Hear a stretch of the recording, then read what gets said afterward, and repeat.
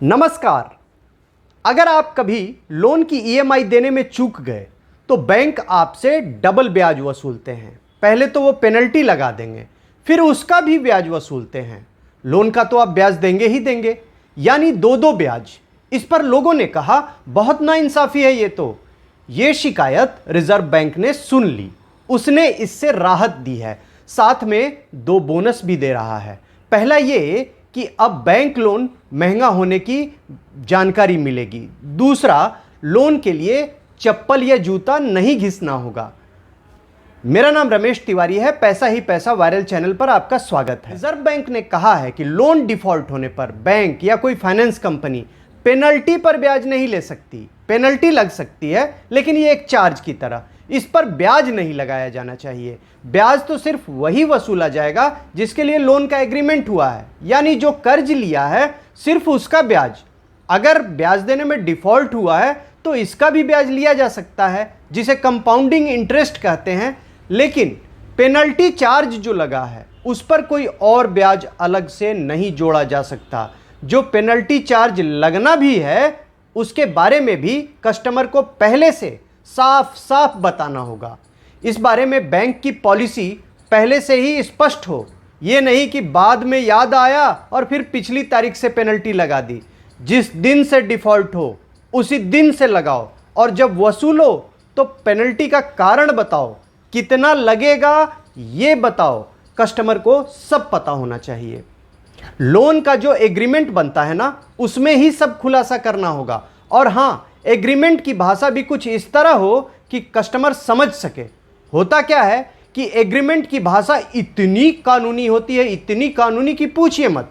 Agreement के वक्त यही कहा जाता है कि इसे पढ़ना मत, सिर्फ साइन कर दो।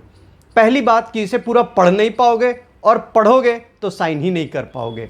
नतीजा ये कि जमकर मनमानी की शिकायतें आ रही थी, विवाद हो रहे थे। मामला रिजर्व बैंक की नज़र तक पहुंचा।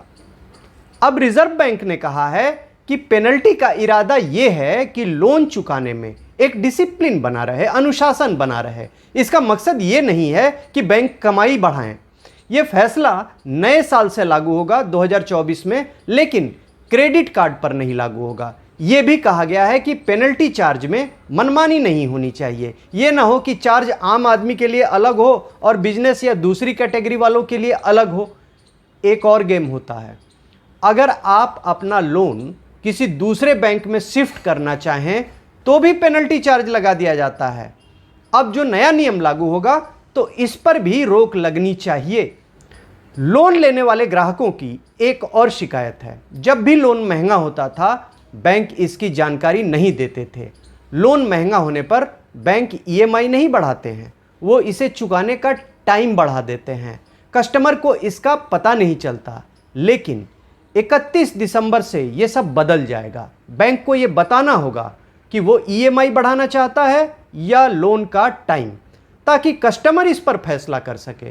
वो चाहे तो समय से पहले पूरा या थोड़ा लोन चुका दे। असल में ज़्यादातर होम लोन का ब्याज बदलता रहता है, इसलिए कोई कस्टमर फिक्स्ड ब्याज वाले लोन में शिफ्ट होना चाहे तो इसका ऑप्शन नहीं मिलता था, अब मिलेगा। और कितनी बार ऑप्शन मिलेगा ये भी साफ होगा। ये फैसला भी नए साल से लागू हो जाएगा। फिक्स्ड में शिफ्ट होने का चार्ज भी बताना होगा। हालांकि अभी फिक्स्ड रेट काफ़ी महंगा समझा जाता है। इस फैसले से होम लोन भी और महंगा हो सकता है। इसकी वजह जान ले। अब बैंक भर भर कर लोन देने से बचेंगे। वो देखेंगे कि ब्याज बढ़ने पर भी कस्टमर लोन चुका सकेगा या नहीं। पिछले दिनों मैंने इस पर एक डिटेल वीडियो बनाया था। इसमें बताया था कि यह फैसला जल्द लागू होगा। वीडियो का लिंक आपको नीचे डिस्क्रिप्शन बॉक्स में मिल जाएगा।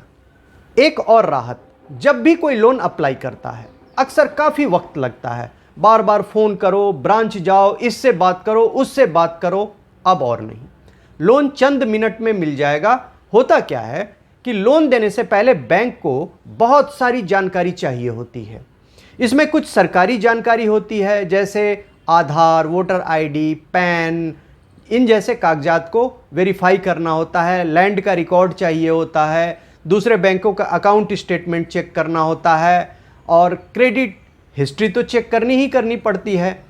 इसके लिए बैंकों को कई जगह कांटेक्ट करना होता है, या वो किसी एजेंसी को दे देते हैं, वो कांटेक्ट करती है। इसमें कई दिन, कई हफ्ते या महीना भी लग सकता है। रिजर्व बैंक ने एक ऑनलाइन प्लेटफॉर्म तैयार कर दिया है जिसे पब्लिक टेक प्लेटफॉर्म का नाम दिया गया है। वहां सारी जानकारी एक साथ बैंक के सामने होगी। अभी इस प्लेटफॉर्म को टेस्ट किया जा रहा है। सारी जानकारी एक जगह होने से बैंक का प्रोसेसिंग खर्च भी घटेगा। एक्सिस बैंक कुछ कैटेगरी के लोन के लिए अभी इसे टेस्ट कर रहा है, और टेस्ट का जो भी नतीजा निकलेगा उस आधार पर इस सुविधा का विस्तार किया जाएगा। इस तरह की जरूरी जानकारियों के लिए आप लाइक, सब्सक्राइब और शेयर करें पैसा ही पैसा वायरल। शुक्रिया।